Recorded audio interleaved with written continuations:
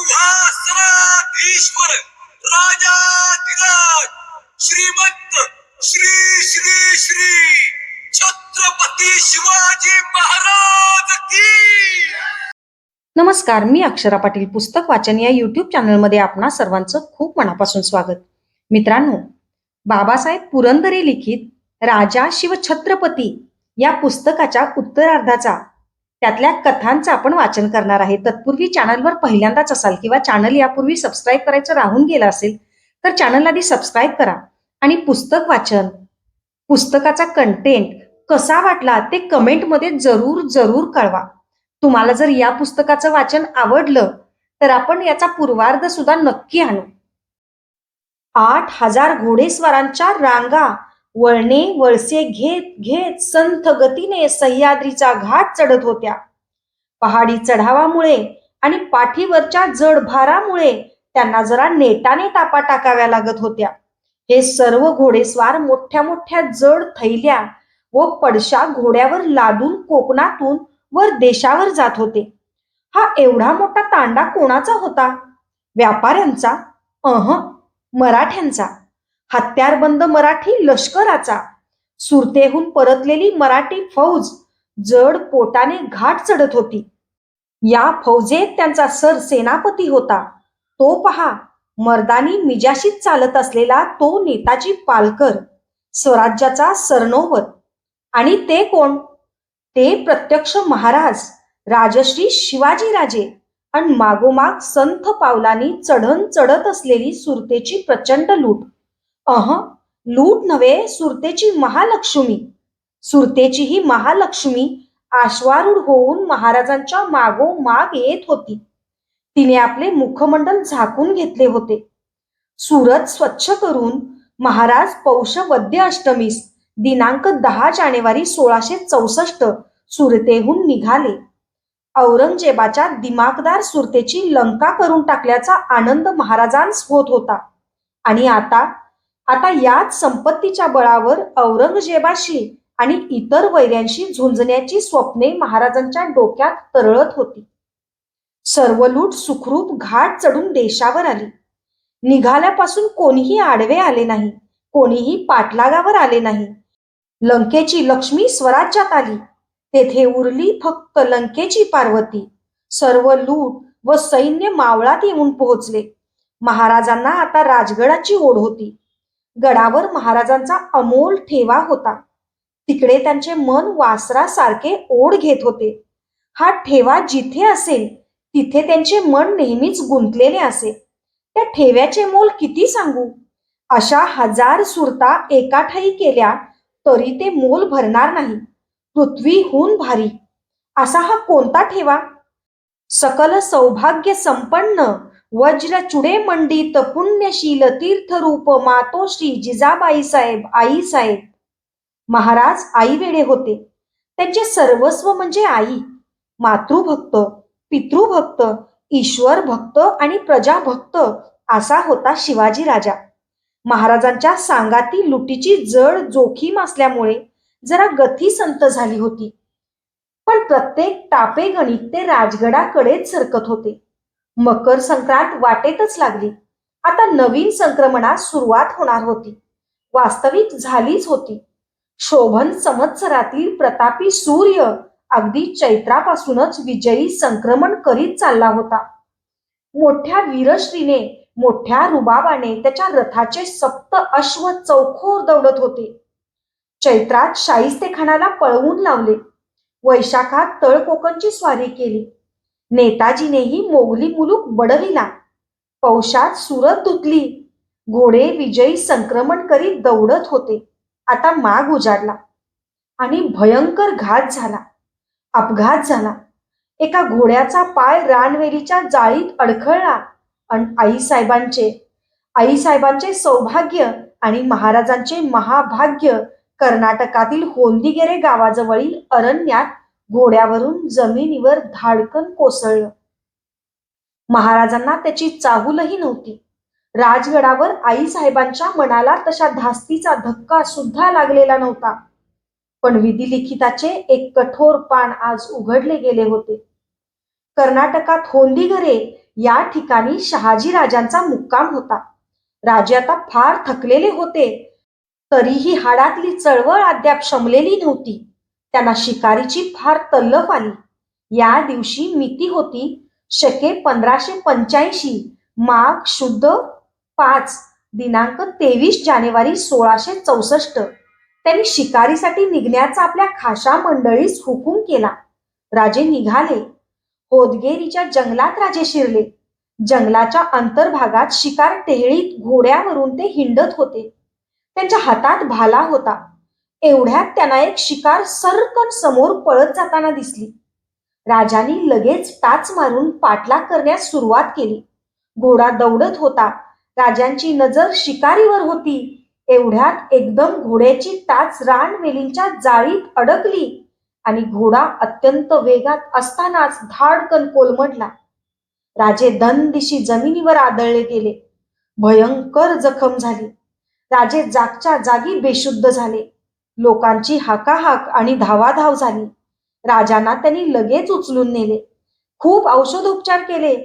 ती मृत्यूशी झटापट चालू होती. राजांचे धाकटे चिरंजीव एकोजी राजे शेजारी होते. अखेर सर्व उपाय थकले आणि राजांनी हे जग सोडले. आईसाहेबांच्या करंड्यातील कुंकू संपले. एकोजी राजांनी सर्व क्रियाकर्मांतरे केली. विजापूर, बंगळूर आणि राजगडला ही बातमी घेऊन सांडणीस्वार रवाना झाले आणि राजगडावर ही बातमी आली. राजगडावर जणू विजेचा लोळच आकाशातून कोसळला. राजवाड्यात बातमी गेली. एकच रडारड सुरू झाली. किल्ला दुःखाच्या धुक्यात लुप्त झाला. आणि मग आईसाहेबांची स्थिती ती कशी सांगावी?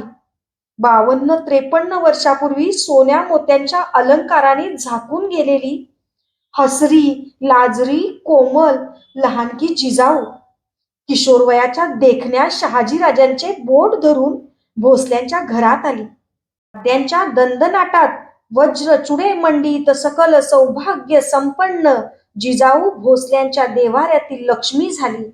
शहाजी राजांची लाडकी राणी झाली. हसरा नवरा, लाजरी नवरी, न्यारा संसार सुरू झाला.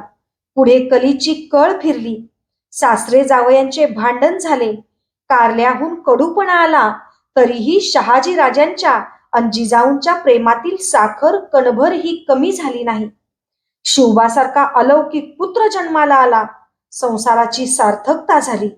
जीवित धन्य धन्य झाले. जिजाऊ साहेब खरोखर सकल सौभाग्य संपन्न शोभू लागली.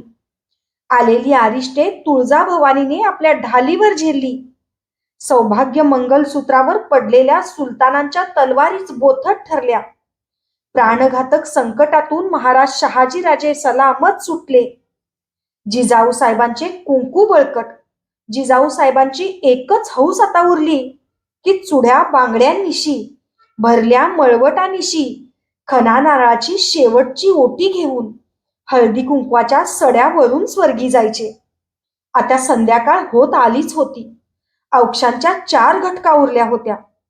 एवढा शेवटचा डाव जिंकायचा होता. पण वज्राघात झाला. होदिगिरीच्या अरण्यात बेफाम दौडत आलेल्या घोड्याच्या टापेने दगा दिला. थाडकन ठोकर बसली आणि जिजाऊ साहेबांचे सौभाग्य अडखळले. आईसाहेबांचा करंडा घरंगळला. शहाजीराजांचे रक्त नव्हे, आईसाहेबांचे तेजस्वी कुंकूच सांडले. मृत्यूने केलेला हा पराभव आईसाहेबांना सहन झाला नाही. त्यांच्या डोळ्यात कसल्या तरी निश्चयाची तिरीप उमटू लागली, वाढू लागली. विलक्षण तेज ते. आईसाहेबांची नजर जणू पोलादाहूनही कणखर असा पडदा भेदीत भेदीत गेली आणि त्यांनी निर्धाराच्या शब्दात सांगितले की आम्ही जाणार, आम्ही सती जाणार. महाराजांवर हा दुहेरी कडा कोसळत होता. तीर्थरूप साहेबांच्या मरणाची बातमी त्यांना समजली. कुऱ्हाडीचाच घाव जणू खचकन काळजावर पडला. आईसाहेबांकडे ते धावले. महाराजांनी हंबरडा फोडला. आई साहेब, आपली आई कोणत्या व्रताची व्रतवती आहे हे ते पक्के ओळखून होते. ते जास्तच कळवळले. सारी पृथ्वी डळमळते आहे. भयंकर झंझावात सुटला आहे. आणि आपण प्रेमाच्या दोन पंखांपासून दूर अंधारात फेकले जात आहोत असे महाराजास वाटू लागले. महाराज वासरासारखे धावत आले. तरी दुःखाने हंबरडा फोडून आईसाहेबांच्या गळ्याला मिठीच मारली. महाराजांच्या दुःखाला पारावर राहिला नाही. शोकाचा डोंब उसळला, तरीही आईसाहेबांच्या मुद्रेवर निश्चलता कायम होती. प्रत्यक्ष एकुलता एक मुलाच्या हाकेनेही त्याची समाधी भंगू शकत नव्हती. सतीची समाधी ही, सतीचा करार हा, सतीच्या नेत्री कधीही आसवे येत नाहीत. आता काय म्हणून रडायचे? ज्यांच्या वियोगामुळे रडायचे त्यांच्या मागोमाग जायला आतुर असल्यावर कशाची माया, कसली बंधने? मन तर केव्हाच तेथे पोहोचलेले आहे. आता फक्त हा देह अग्निनारायणाच्या स्वाधीन केला की झाली शेवटची वाट मोकळी. ही सतीची समाधी. संवेदनांची सीमा केव्हाच पार झाली. महाराज कळवळून विनवीत होते की तुम्ही सती जाऊ नका. तुम्ही गेलात तर मी कोणाकडे पाहावे? वडील निघून गेले, आता तुम्हीही चालला. मी काय करू एकटा येथे? महाराजांनी आसवांचा अभिषेक मांडला. सभोवती लहान थोर सर्वजण शोक करीत होते. आईसाहेबांना कळवळून विनवीत होते की तुम्ही जाऊ नका. महाराजांना ओलांडून जाऊ नका. महाराजांकरिता तरी पहा. तरीही आईसाहेबांचा निर्धार ढळेना. महाराज म्हणाले, आई, माझा पुरुषार्थ पाहावयास कोणी नाही, तू जाऊ नकोस. पण आईसाहेबांची नजर मागे फिरेना. 34 वर्ष शिवबाची राखण घारीसारखी करून आज त्या एकदम उठून निघून चालल्या होत्या. शिवबाला पोरका करून टाकून आपल्या डोळ्यां देखत आपली आई जिवंत देहाने धडधडत्या अग्नीत प्रवेश करणार आहे ही कल्पना, छे छे, कल्पनाही सहन करवे नाही. महाराजांच्या काळजाची केवढी उलघाल उडाली. माझी आई, माझी आई. वास्तविक पुत्रवती स्त्रीने सती गेलेच पाहिजे असे धर्मशास्त्र नव्हते. इतकेच काय, परंतु प्रत्येक स्त्रीने सती गेलेच पाहिजे असा धर्मदंडकही नव्हता. पतीच्या नंतर विरक्त राहून ईश्वर सेवेत व व्रताचरणात आयुष्य घालविणे हाही पुण्य साधनाचा तेवढाच थोर मार्ग धर्मशास्त्राने सांगून ठेवलेला होता. परंतु हे झाले पर्याय. निश्चयी निग्रही आईसाहेबांना ते कसे मान्य व्हावेत? वास्तविक सतीच्या वाणा इतकेच, किंबहुना त्याहूनही कठीण व थोर वाण आईसाहेबांनी घेतले होते. स्वराज्याचे 350 वर्ष झालेले आणि होत असलेले महाराष्ट्राच्या सतीचे आणि सौभाग्याचे अपमान धुवून काढून स्वतंत्र महाराष्ट्राचे सार्वभौम सिंहासन प्रस्थापित करण्याचे व्रत काय उण्या महत्वाचे? संकुचित. शिवबाने विस्तार करावा. आईसाहेबाने त्याला प्रोत्साहन द्यावे, सल्ला द्यावा, प्रेरणा द्यावी, आशीर्वाद द्यावा. कठीण प्रसंगी प्रत्यक्ष राज्य संरक्षण करावे आणि प्रजेचे कल्याण साधावे. हे व्रत अखंड रीतीने चालले होते. पण हे व्रत अर्धवट टाकून आईसाहेब निघाल्या. या व्रताची सांगता उद्यापन न पाहताच निघाल्या. गडावरच्या वडीलधाऱ्या मंडळींनी कळकळीचे आर्जव मांडले की नका जाऊ, नका जाऊ, महाराजांकडे पहा. निर्वाणीचा प्रसंग आला. महाराजांचा शोक सागर डहुळला. त्यांनी इंद्राचे वज्रही भेदून जाणारी दुःखाची हाक मारली आणि एकदम आईसाहेबांच्या मांडीवरच बसून गळ्याला मिठी मारली. आई, तू मला टाकून जाऊ नकोस, महाराजांनी आकांत मांडला. गडावरही पदरची थोर थोर मंडळी पाया पडून विनवीत होती. आईसाहेब, जाऊ नका, मोठा यज्ञ दुर्घट मांडीला. महाराज आईच्या पायी पडून लहान मुलासारखे रडत होते. आई ऐकत नव्हती. आईसाहेबांचा निर्धार रतीभरही डळेना. शेवटी महाराजांनी कळवळून आईसाहेबांना आण घातली. आई, तुला शपथ आहे, मला टाकून गेलीस तर. अन आईसाहेबांचे हृदय हेलावले. वात्सल्य उफाळून आले. खडकावून कठोर झालेले आईसाहेबांचे हृदय लोण्यासारखे विरघळले. उग्र निश्चयाचा चिरेबंदी बांध फुटला. आपली आई परत मिळवण्याकरता विधात्याशी मांडलेले घनघोर युद्ध महाराजांनी अखेर जिंकले. विधात्याने आपणच आपले लिखित पुसले. आईसाहेबांसाठी सोन्याची पालखी घेऊन आलेले यमदूतही हसत हसत डोळे पुशीत रिकामी पालखी घेऊन परत गेले. मोठ्या कष्टप्रयासाने आईसाहेबांना सर्वांनी त्यांच्या सतीनिश्चयापासून माघारी वळवले. आईसाहेबांच्या भाळीचा मळवट पुसला गेला. अशाच नवनवीन आणि विविध विषयांवरच्या कथा, कविता आणि पुस्तकांसाठी पुस्तक वाचन बाय अक्षरा पाटील हे चॅनल सबस्क्राईब करा आणि पुस्तक वाचन कसं वाटलं, कथा कशी वाटली ते कमेंट बॉक्समध्ये जरूर कळवा.